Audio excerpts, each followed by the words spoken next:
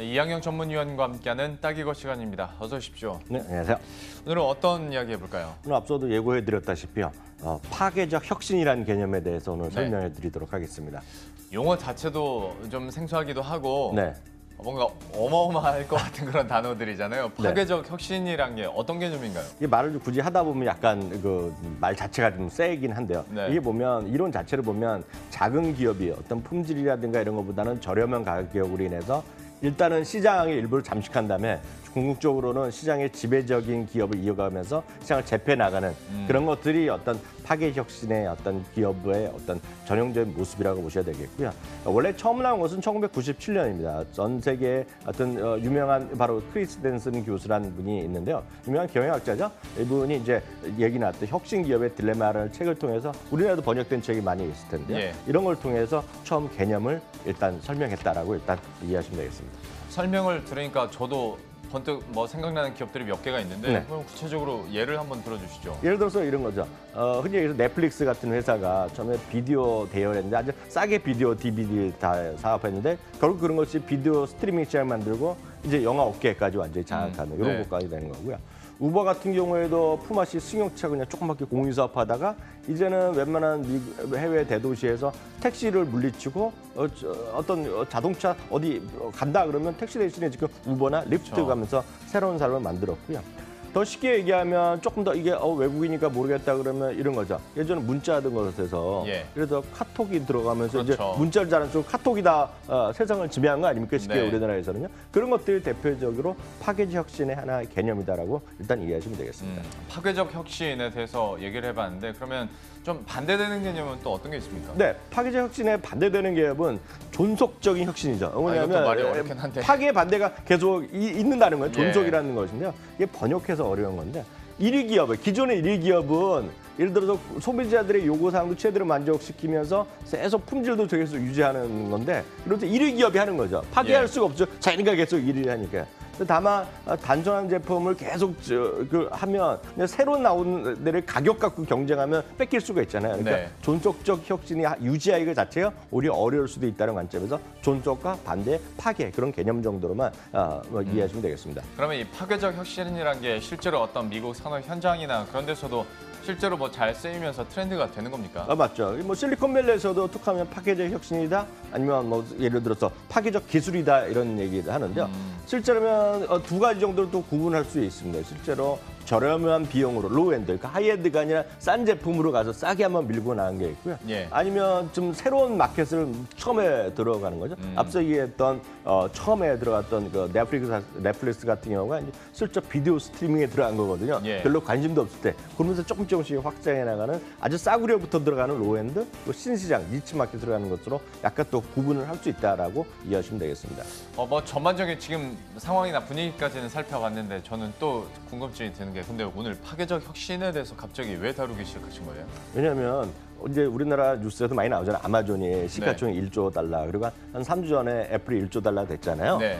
그래서 이제 많은 분들이 저도 학교에서 강의하고 보면 제2의 애플, 제2의 아마존을 찾아달라는 얘기인데 그걸 어떻게 알겠습니까?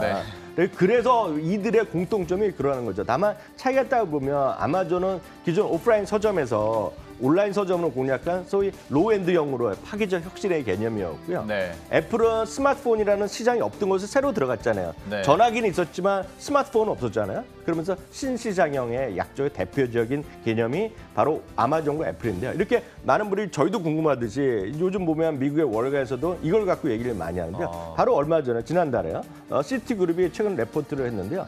쉽게 얘기합니다. 돈이 몰리는 10개의 파괴적 혁신 산업을 공개를 했어요. 궁금하네요. 네, 그래서 이걸 제가 오늘 10개가 대체 어떤 건지 말씀드리겠는데요.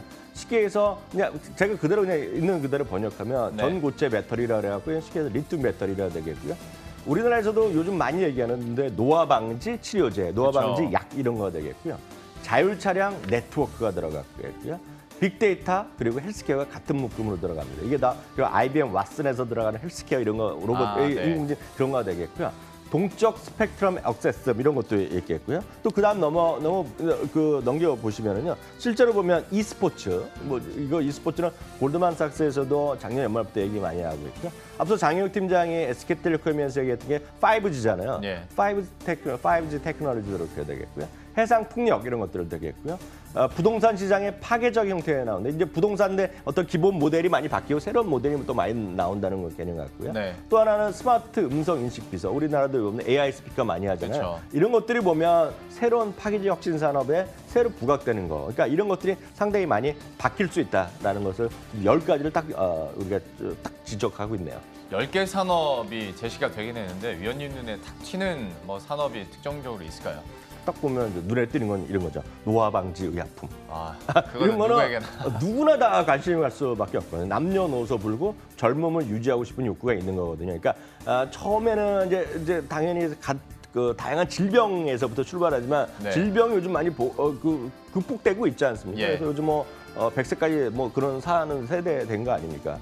그러다 보니 그런 시장이 많이 커지고 있는 거예요. 특히 그래서 시티그룹 얘기는 10년 후쯤 되면 노화 방지 의약품 시장에 큰 혁신이 있을 것이라는 얘기하고 있고요. 예. 기술이라든가 시장 규모가 대폭 확대될 것이다. 이게 의약품일 수도 있고 의학 기술일 수도 있겠고요. 여러 가지 측면이 있겠죠. 그다음은 이제 전고체 배터리인데요. 이거는 쉽게 해서 리튬 그런 쪽으로 얘기를 많이 하는 것 같아요. 제가 엔지니어가 아니니까 저도 정확히 모르겠는데요. 일단 안전성 측면이라든가요. 고온 저온에서의 성능 저하 측면에서 전고체 배터리가 유망하다는 얘기하고 있고요. 예. 그게 보면 화석 연료를 에너지원을 쓰고 있지 않습니까? 지금 네. 대부분에요. 근데 이런 것들이 앞으로 10년, 20년에 가면 급격하게 줄어들 거라는 얘기를 그렇죠. 하고 있고요. 거기에는 이런 전고체 배터리가 고효율 에너지의 밀도라든가 높은 전력이란 그래서 상대적 매력이 있다라는 얘기를 하고 있고요. 예. 앞서 이제 장 팀장 얘기하시던데요. 5G 기술이 되겠는데 이것이 사물 인터넷 오브 띵이잖아요. 사물 네. 인터넷. 그리고 M2M은 머신 투 머신이거든요. 예. 로봇끼리 막 이런 거잖아요. 이런 것들이 고도화되는 핵심 기술이 바로 5G라는 얘기하고 있고요.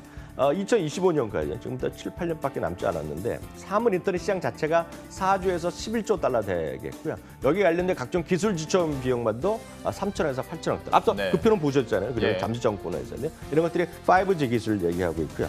그 다음은 이제 골드만삭스에서도 얘기하고 저도 얘기했던 건 e스포츠입니다. e스포츠. e스포츠는 수치로 딱 떨어지는 걸 말씀드리면 2016년 대비요. 2017년에 e스포츠에 관련된 이벤트랑 티켓 매출이 2배나 늘어났는데요. 예. 아마 이런 거 보면 요즘 제가 알기로는 요즘 LOL 요즘 게임 많이 하고 있고 요즘 네. 우리나라에서 올해 하고 있지 않습니까? 예, 롤. 예, 올해 우리나라에서 전 세계 대회 하지 않습니까? 롤드컵. 예. 거기 보면 티켓값 엄청 비싸구만요. 예를 들어서 프리미엄 주고 저희 아들도 이거 사고 가고 있거든요. 딱 이런 거죠. 이게 재작년 대비 2배 냈는데 올해도 더 커질 수 있다는 얘기하고 있고 이거 구경하러 아시아에서도 유럽에서도 오잖아요, 지금요. 그렇죠. 아시다시피 우리 많은 분들 이번에 금메달을 못했지만 네. 대한민국에서 프로 선수 중에 제일 연봉 많은 친구가 딱 롤하는 선수 아닙니까? 지금. 맞습니다. 예, 네. 이름은 제가 또 정확히 페이커. 예, 저는 이름 모르죠. 저는 잘 모르지만. 근데 딱 그런 거거든요, 지금요. 그러니까 이런 것들이 글로벌 메가 트렌드 변화 산업 중 하나다라고 일단 이해하시면 되겠습니다. 참 10개 산업 그 중에서도 추리긴 했는데 약간 얘기를 하다 보니까 약간 방대진 느낌도 있고 하다 보니 이걸 좀 추려서 투자 아이디어로 종합해 본다면 좀 어떻게 결론 지었을까요? 여기서 명언하는데 이 모든 것을 하나를 딱 찍기가 쉽지 않죠. 물론 여러 가지 고령화도 있겠으나 네. 이걸 모든 것이 결국 우리가 흔히 얘기해서 4차 산업이라고 얘기하는 거 아닙니까? 그래서 4차 산업에 관련된 이제 엑스티라는 ETF가 있는데요. 예. 이건 미국 겁니다. 우선 말씀드리면 파란색이 엑스트라는 ETF고요. 밑에는 S&P 500인데요.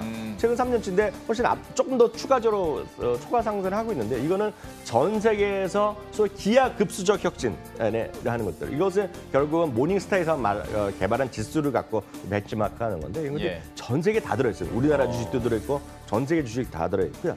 이건 이제 해외 계좌가 있어야 되고요. 이걸 똑같이 갖고 와서 이걸 파생 상품으로 만든 대한민국 ETF가 바로 이겁니다. 네.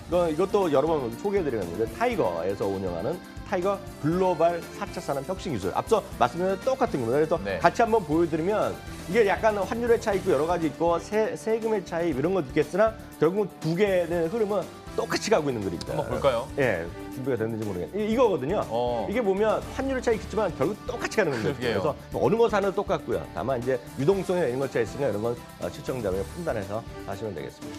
좀 어려운 개념이었던 파괴적 혁신으로 시작을 했습니다마는 역시 결론 같은 경우에는 투자 아이디어로 이렇게 접목을 시킬 수가 있을 것 같은데요. 방금 나왔었던 이 상품들에 대해서도 한번 눈여겨보시면 조만간 다시 한번 뉴스에서도 수익률 잘 나오는 상품 중 하나로 또 눈에 띄지 않을까 싶기도 하고요. 지금까지 이한경 전문위원과 함께했습니다. 고맙습니다.